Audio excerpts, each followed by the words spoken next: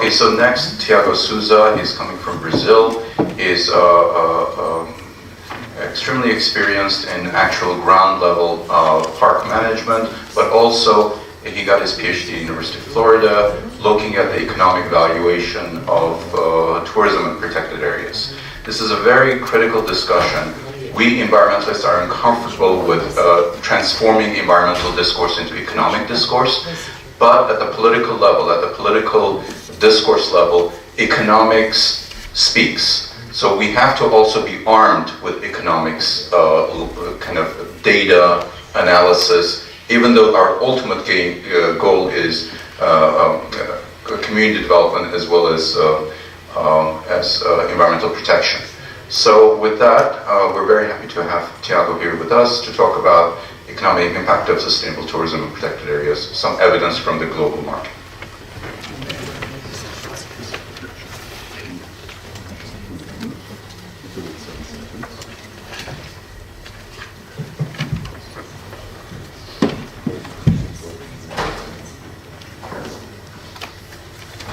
Good morning, everybody.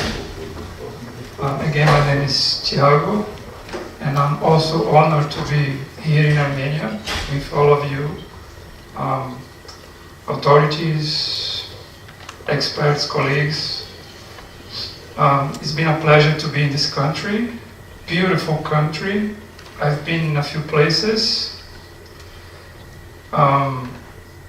And it's really interesting because you have beautiful nature places, a lot of cultural attractions, and also a very huge history. I come from a country, Brazil, that has 500 years, and we have a lot of history, 500. You have thousands of years, and this is really precious. This is really precious because you experience when you connect nature, culture, history in the same experience, you can increase the experience of the tourist. I work to the Brazilian government. I'm a park manager. Right now I'm responsible for ecotourism in parks and protected areas in Brazil. And I also work to IUCN, is a conservation arm from the UN, and I'm responsible for TAPA's group, Tourism and Protected Areas Specialist Group. I'm a capacity building coordinator. I would like to, just to know a little bit my audience, how many people here work for government? How many people are working business? How many people are academic? How many people were just curious and came in the room? Okay. Development organizations also. Development organizations, thanks. Okay, very wide audience. And I would like to start my presentation with one weird picture. This is, I don't know if everybody knows, this is Trump. And this is the Congress. And they were struggling about budget. And the government was shut down. Several times in the United States, in the beginning of the year, the government is shut down. And the first image, one of the most important images that circulates the world in different countries, in Brazil, what we saw this, is this kind of image. This is the Yellowstone National Park entrance, and you see in the gate one sign like this, closed, Yellowstone Park, government, shut down, no visitor access. And why this is one of the most important pictures that travel around the globe when governments shut down. Because national parks in the United States are a very important asset. Government, business companies, society, everybody values national parks. And when you close a national park in the United States, it's a big issue. the tourism industry will like be really mad, and this is one of the things that pressure Congress to open eliminate shutdown. So this is really interesting. How we make these areas, protected areas, valuable for the country, for the people. This is what I'm going talking about today. This is the title of my presentation, Economic Impact of Sustainable Tourism, Protected Areas, Global Evidence. But I would like to change a little bit. I will talk about impact of economic sustainable protected areas through tourism, global evidence. Sustainability has a tripod, 3 legs. You have to be sustainable, you need to be environmental sustainable, social sustainable, and economic sustainable. I will talk about the economic aspect of sustainability because it's important to preserve the areas, but if those areas are not important, are not economically sustainable, they will suffer also.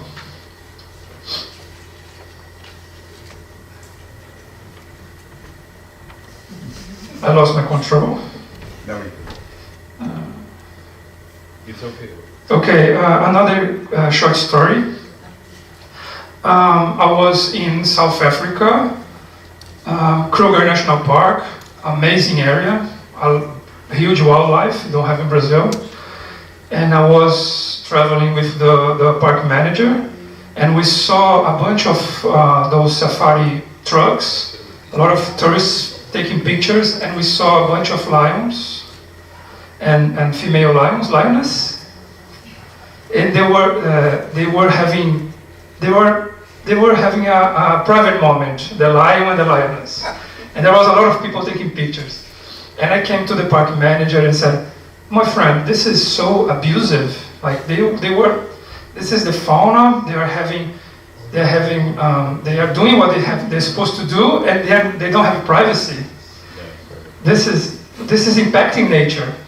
And he said to me, and it was really important to understand that. He said, my friend, they speak a different, very interesting English. Here in Kruger, even the animals have to work to survive. And what he means by that, for me, that I was a conservationist, that I am a conservationist, seeing so many people close to the animals in that private moment was abusive, impacting their habits. But I was not looking to the entire picture. If it was not by the tourists in their trucks taking their pictures with their expensive cameras, that area, and probably all the wildlife in that area would not be there. That national park will be removed, and people will be putting cattle and producing meat. So this is a perspective that is important to understand economically.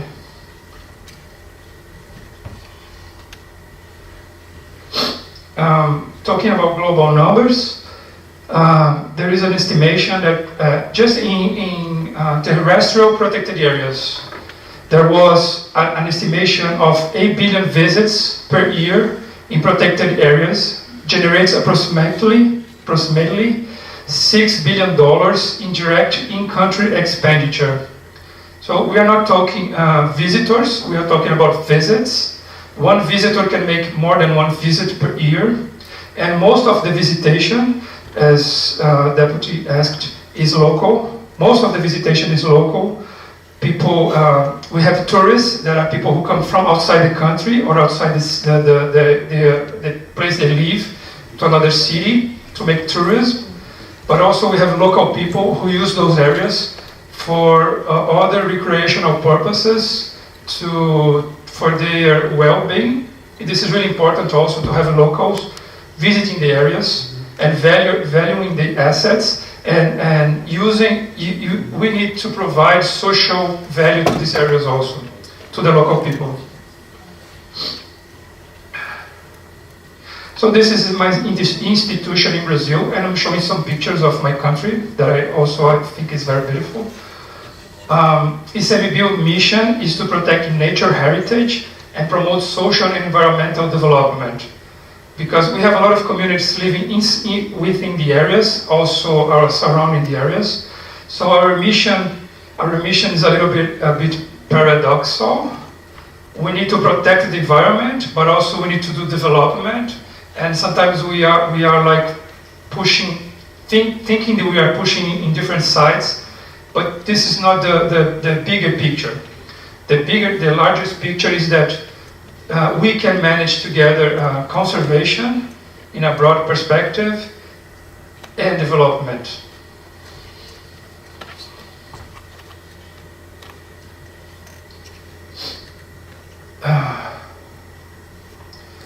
We were in Brazil. We were developing ecotourism, outdoor recreation in national parks, and we were used to plan for very few activities.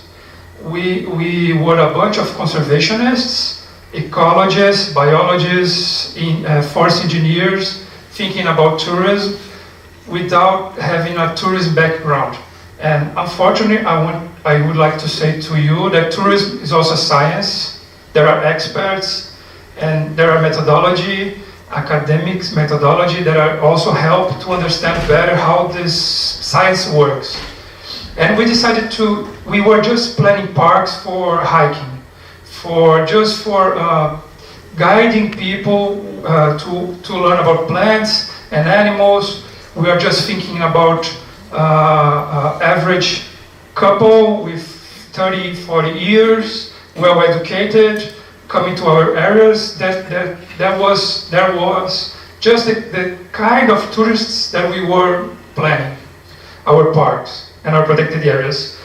And government sent me to do a PhD in the United States.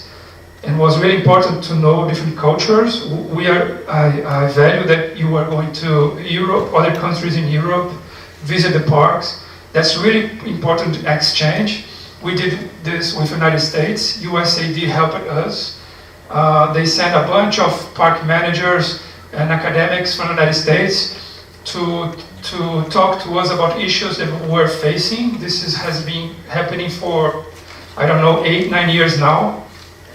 And our government sent some people from my agency, park managers, to visit United States and other countries also to understand better in local what was happening. And managing national parks is much easier than we were thinking in Brazil. It's much more difficult to be simple than to be complex. We always complicating things. And managing national parks and protected areas is not that complicated to manage ecotourism. So we were planning for very few activities and very restricted public, and we decided to ask the parks what kind of activities that were happening in their areas. And 2015, we came up with 57 different activities happening in the national parks in protected areas. Since hiking through bird watching, rafting, scuba diving, but also people doing weddings, baptism in parks. This is other activities that are also people value. Going with communities, participating in larger groups, small groups. There is so many activities happening in parks, in protected areas, and when you think about different settings to those activities, you have infinite possibilities, infinite possibilities of activities you can offer.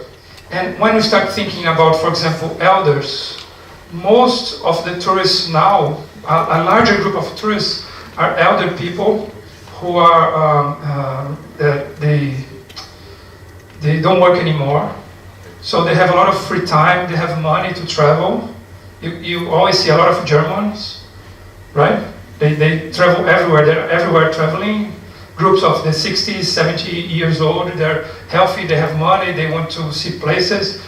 And this is a group that we were not planning our infrastructure. And it is a really important group also to plan. For just an example.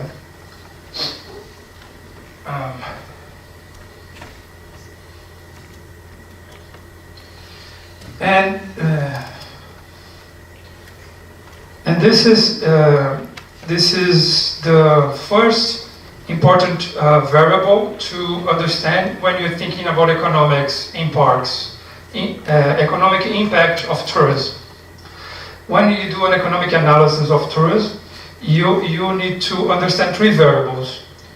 Number of visitors, and in number of visitors you have different segments coming in different ways from different places. Locals, non-locals, foreigners that are coming to the areas.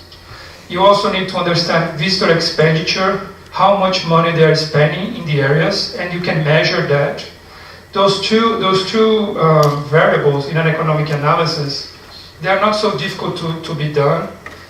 I asked my local colleagues, and you have 13 protected areas. It's not so difficult. You can, with some students, maybe a PhD student, you can develop a protocol to not to just count the tourists, but you can estimate. You can count tourists in a few days in a year, high season, low season, weekdays, weekends, and using statistical models, you can estimate how many visitors are coming through the entire year. And you can do this in a few days in each area. And you can come up with the number of visitors that are coming to those areas. And if you interview a sample of those visitors, you can estimate how much the population of tourists are expanding in average in the areas. And if you have those two numbers, you can add some multiplier that I'm going to explain what they are to calculate how much money how much impact or contribution tourism is making, or ecotourism is making for the protected areas and the communities surrounding the areas. Because it's also important that the money, we are not talking about the money that comes to the park are generating to the government. We are talking about the money that people are getting from those tourists that are coming to those protected areas. And this is also a visitor center in Brazil. We were having, this is in the Christ the Redeemer. I think everyone have seen that statue, Jesus Christ with the open arms. That is a national park. The statue is on top of a mountain in the national park, and we have 3 million visitors coming to that area, and that we were having a lot of problems. Visitors were getting bundles, hordes of visitors are coming, and we are getting long lines to get to the Christ, to see the view of the city of Rio de Janeiro from that place, to see the Christ. And we've made a plan, a concession plan. This is one way you can manage, commercially manage protected areas. We did a plan of a concession, a viability, a study of economic viability. And we put in the market, and we get a company that came to us to manage all the visitors of the park. Because as park managers, we are not supposed to handle restaurants or hotels. We should invite the private sector to manage, because they are experts on those things. So we developed a lot of infrastructure. So now this 3 million visitors, now they know that they are coming to a national park. They spend they stop in different places along the way to get in the Christ, so they can visit some other areas. So we make a lot of diffusion in the park to distribute the visitors. We made some good restaurants, some good visitor centers, some good stores, so people can spend their money, because visitors like to buy things in the parks. And I'm always looking for T-shirts that have the name of the national park with with the national park in the T-shirt. This is what I collect from other countries and the parks that I go. And now those tourists doesn't need to be in line anymore. They can wait in this comfortable area, and when their group is ready to go to the Christ, so you get your group number and the time that you need to go to the car to reach the summit of the mount. That's the mount. I couldn't understand why you call Ararat a mount, because Ararat is 3 times the highest mountain in Brazil, and you call a mount. But it's really a mountain, a huge mountain, amazing mountain. But this is what we are doing in Brazil, and this is what we do how we do economic analysis. And to understand the multipliers, we need to understand a very basic concept, not so basic, but interesting concept of multiplication. Jesus did the multiplication of the bread, and economics sometimes makes the multiplication of the money. And I will explain how it happens. Let's say I'm a tourist from outside, and I come to Yerevan to do some tourism. And let's say Ellen has a hotel, and I go to Ellen, and I want to rent a room, and he says it's $50, and I give him the money. But when I give him the money, he recalls that John is a guide tour in the city who brings some tourists to visit the city, and he owes some money to John. So he gets the $50 and gives to John to pay John his debits with John. But John also recalls that he owns some money to another person in the city. It's in the market that he owns, that he has a debit. So he gives the money. He takes the $50 and gives to the owner of the supermarket. But because everybody here is really responsible, the owner of the supermarket remembers that he also owns some money to Ellen.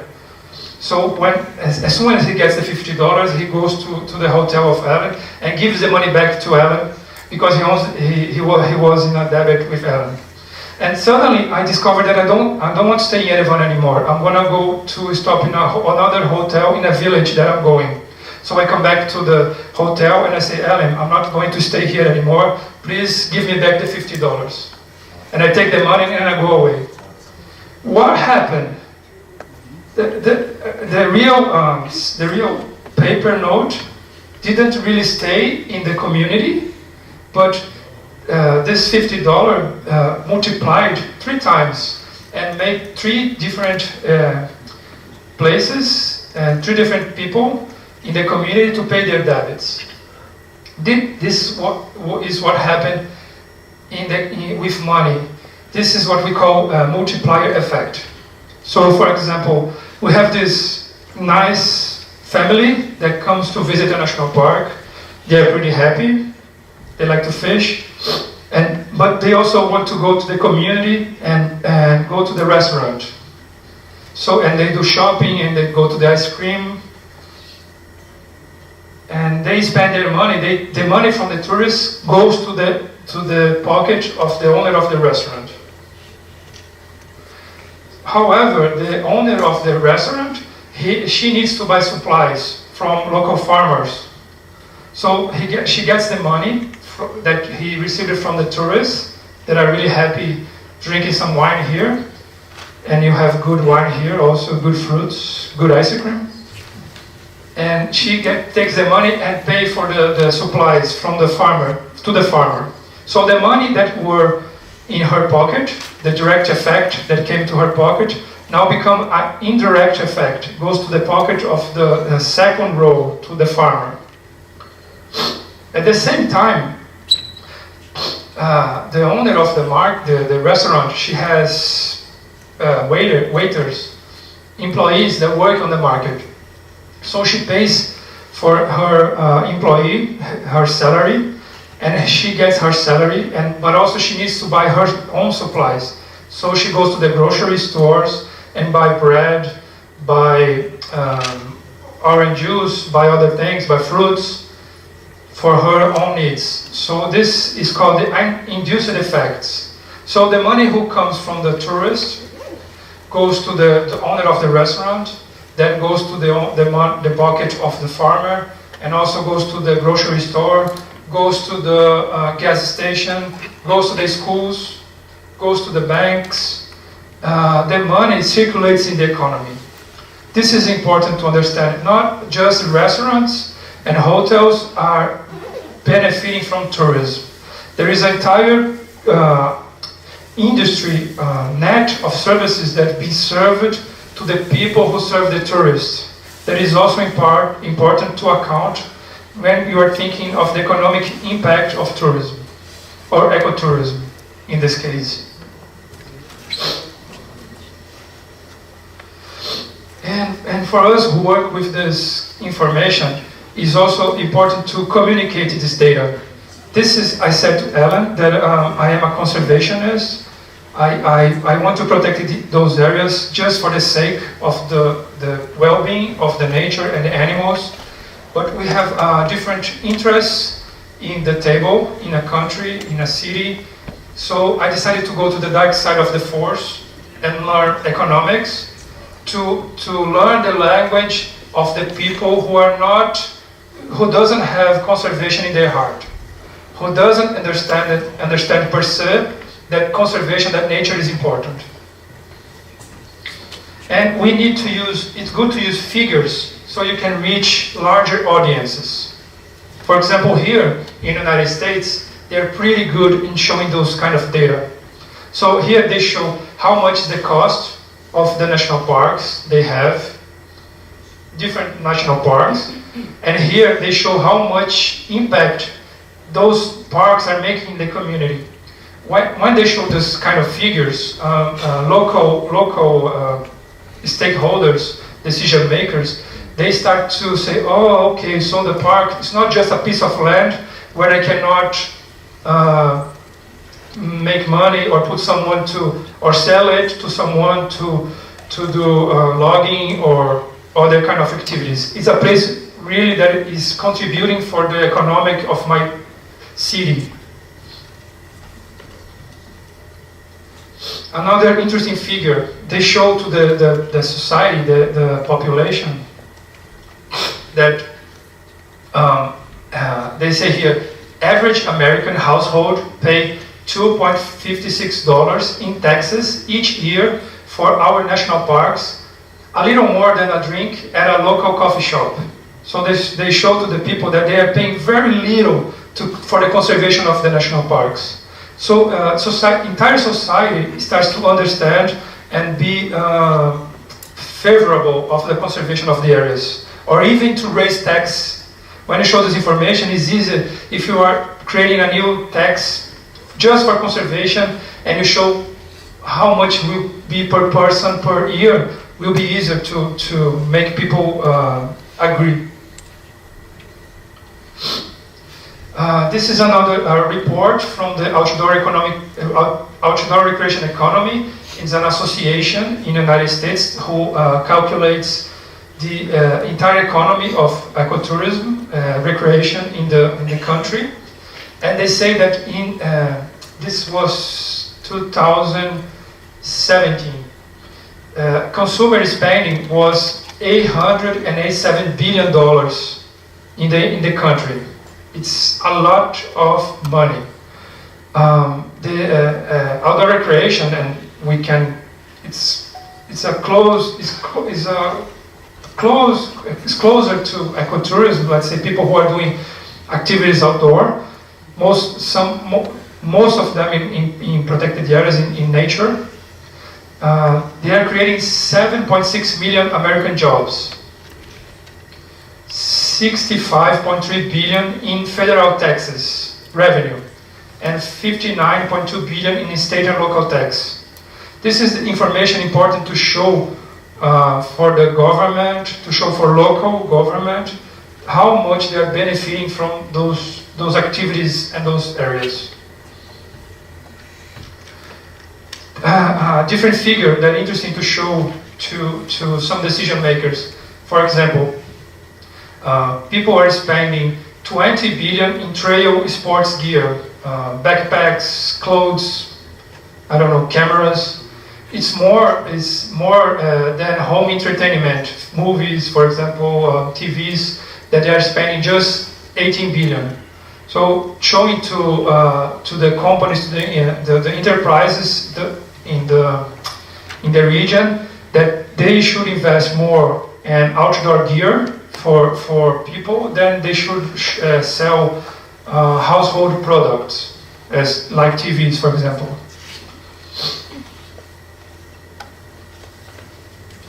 This is a lot of numbers. I just want to show this because this shows urban and parks close to local parks.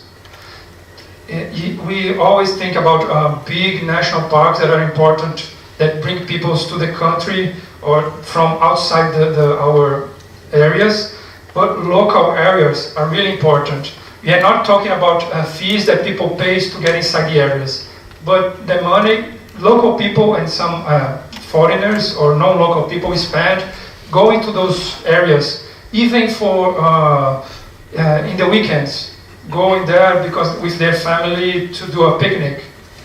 They're also circulating the money in their community. They are using their free time and the money they have available to do ecotourism, outdoor recreation, to be in nature close to their the areas they live, instead of going to other places. This is another example from Canada, Parks Canada. They have 25 million person visits per year, 12,000 campsites, and they show they have 850,000 occupied nights per year, 5,000 dedicated employees, and they say that they have in this parks 25 billion in assets, and it's 1.2 billion budget they have per year. And then they compare this to the numbers that they produce, the impact they produce. They produce 4.1 billion Canadian dollars to the contribution of the GDP of the country. They generate 40,000 jobs. They support 40,000 jobs. They produce $2.6 billion in labor income and $549 million in tax and revenues for the government.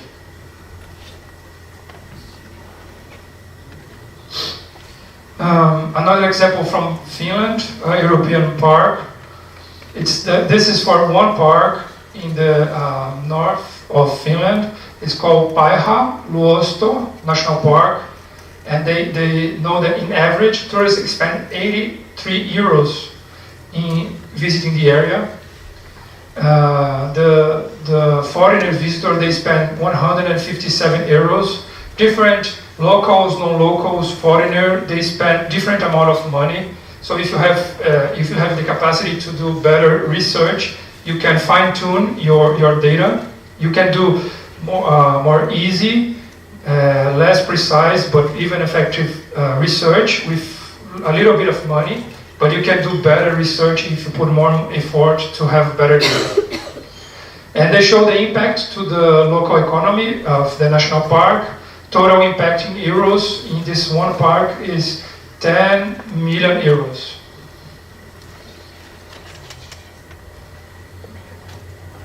Now I'm going to show one more example from Brazil, the study that I'm conducting in Brazil. This is I conducting for 2 years now, analyzing the economic impacts of Brazil. And in Brazil we have the case that for several years we are just explaining to the society, explaining to the high-level government, to the Ministry of Environment, to the Ministry of Economy. We are just showing accounting of financial analysis. We have never shown economic analysis of a national park. And the financial analysis is like this part of the iceberg. When the economic analysis, we show this. For example, we for several years, our reports were like that. We are showing our budget, $166 million per year. We have 333 parks, protected areas. It's a large amount of area of Brazil. And for just to compare, we have in 2018 6.6 million international visitors in Brazil. It's huge. Brazil, it's a huge country, one of the biggest countries in the world. In Armenia, in 2018, you had 1.6 million visitors. If you compare the size of the country, the number of protected areas, the number of international visitors you have had in Armenia are incredible, large. I mean, and you are in the center. You are located between European market, Russian market, Chinese market. Those are huge markets. So they're easy to come to Armenia. Brazil is amazing. Is one of the has a lot of amazing features, but it's far. It's very costly to go to Brazil from those markets. Here, no, you are in the middle of billions of people. So if you target right, you can bring anyone you want here to Armenia. And this is one thing that I forgot to say about multipliers. Multipliers is when you do sustainable tourism, because if you have a restaurant that buy just supplies from another country, you are making your money go out of the community. But when you make this round, the money circulates in the community. When you buy local, when you hire local, then you are doing sustainability, social sustainability in the community. So coming back to this part of the presentation, I still have 5 minutes. Our budget in 2018 was $166 million, and we are showing revenues, fees, leasing, concessions that we manage in the country, that we are having back in collecting this money from the community, just $19 million. So our budget was 9 times larger than the money that we're giving back to the government. So government would look to us and said, okay, so you are a sink of money. We are giving money to you, and you're not giving money back to us. And in economic perspective, we were not making profits to the country. We are just crazy conservationists that think that it's important to make conservation and see the butterflies flying. And there is a lot of people who have this prejudice about conservation. So we shifted to this kind of information now, and it's making a huge impact in the decision makers, politicians, in the entire society. We start to measure how many we have 12 million visitors in 2018, and just in taxes, we produced $266 million. This is 1.6 times what our budget. So it was the first time in Brazil that we are showing to the government, okay, we are not making profit, let's say, directly in fees and concessions, but what the community around the areas are making just in taxes are larger than the money that we are giving to us. We are making more than $100 million just giving back to the government in taxes. When we start to talk about direct effects, just the effects that come from the pocket of the tourist to the touristic enterprises, our impact is 31 times larger than our revenues. It's 3 times our budget, just direct effects. When we use the multipliers and we go to total effects, our effects are 134 times our revenues. When decision makers, when people who are not interested in conservation, when politicians are interested in elections, this is the kind of information they need. They need to know how many jobs we are creating. When we go to a local mayor and say to him, oh, we have this protected area here, this protected area is making this amount of jobs per year. This is really important information to him to help to advocate to the protection and conservation of the area. how many $1 million we are making income to the local community, how many $1 million we are making in GDP to the country, and how many $1 million we are making in taxes to the country. So now we have in different countries, in the United States, every $1 invested in the United States, you come up with $10 to the economy, due to this economic impact. In Europe, also in sustainable destinations, Carol is 1 to 10, right? In Europe parks and sustainable destinations. And in Brazil, now we are having $1 in budget generates $15 to the Brazilian economy. This is, if you need, I say to my colleagues in Brazil, if you need to fix just one number for my presentation, is this number here. $1 makes, or one drum, or one real that we use in Brazil, makes 15 to the economy.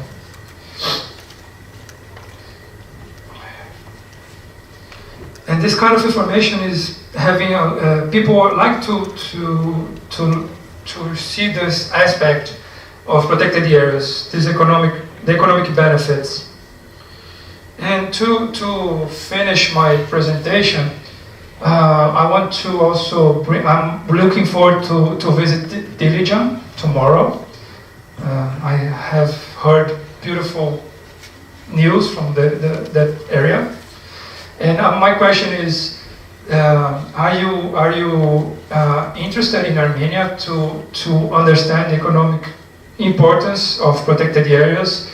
I can feel from the initial talks that I saw people from here saying that you value our areas, you are willing to understand better how you can do conservation. I recommend you to always look to the larger picture, because sometimes tourists, visitors can make some impact. For example, on the trail that they are walking, they will compact the soil, but if they are making in one perspective, they do impact, but in a larger perspective, that area only exists because of the visitors. And I can say in Brazil, we did some studies. For example, we are working a lot with volunteers now. People love to volunteers to the conservation.